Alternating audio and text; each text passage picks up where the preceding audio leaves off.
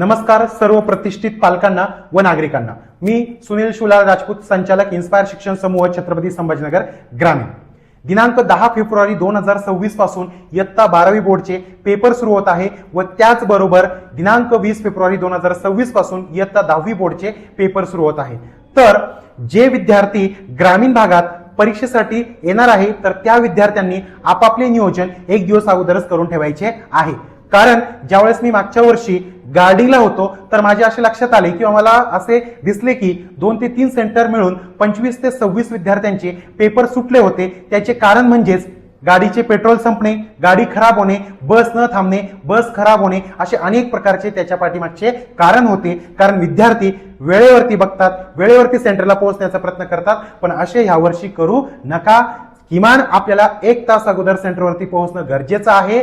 कारण रस्ता आहे आणि रस्त्याने येताना जाताना अनेक प्रकारच्या समस्या येऊ शकतात।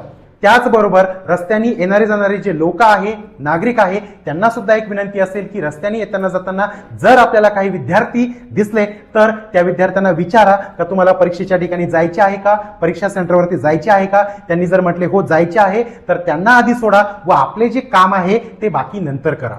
कारण त्यांचे पेपर महत्वाचे आहे। तसेच जर रस्त्यांनी ज्यावेळेस बस येतात व जातात, विद्यार्थ्यांनी जर बसला हात दिले, चालकाचे व वाहकाचे प्रथम कर्तव्य आहे की आपल्याला त्या ठिकाणी बस थांबवायची आहे। जरी तो बस स्टॉप नसेल किंवा त्या ठिकाणी बस थांबत नसेल तरी सुद्धा त्या ठिकाणी तुम्हाला बस थांबवायची आहे व बस थांबून तो विद्यार्थ्यांसाठी सहकार्य करायचा आहे। कारण आपल्याला या परीक्षेच्या काळामध्ये जेवढं जास्तीत जास्त सहकार्य विद्यार्थ्यांना करता आले तेवढे सहकार्य आपल्याकडून आपल्याला करायचे आहे।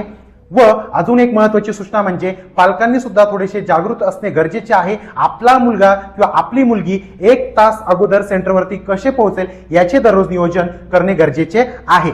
व सर्व महाराष्ट्रातील जे ग्रामीण भाग आहे व खेडेगाव आहे तसेच ज्या ठिकाणी सेंटर आहे अशा गावातील जे ग्रामपंचायत आहे यांनी सुद्धा अशा वेळेस काहीतरी एक सुविधा म्हणून एक मोबाईल क्रमांक ठेवायचा आहे, जेणेकरून त्या मोबाईल नंबरवरती जर विद्यार्थ्यांनी कॉल केले तर त्या ठिकाणी आपण लवकरात लवकर पोहोचून विद्यार्थ्यांना आपण सेंटरपर्यंत पोहोचवू शकतो। तर अशी सर्व व्यवस्था करून ठेवायची आहे व विद्यार्थ्यांनी सुद्धा कुठल्याही प्रकारचा हलगर्जीपणा न करता सेंटरवरती कसे आपल्याला 1 तास अगोदर पोहोचता येईल याचे नियोजन करायचे आहे। कारण 1 तास अगोदर आपण सेंटरवरती पोहोचलो तर आपल्याला रिलॅक्स सुद्धा होता येते व त्याचबरोबर कुठल्याही प्रकारचं जे मानसिक ताण आहे आपल्या डोक्यामध्ये ते सुद्धा राहत नाही।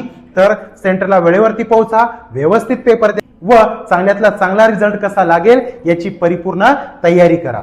धन्यवाद।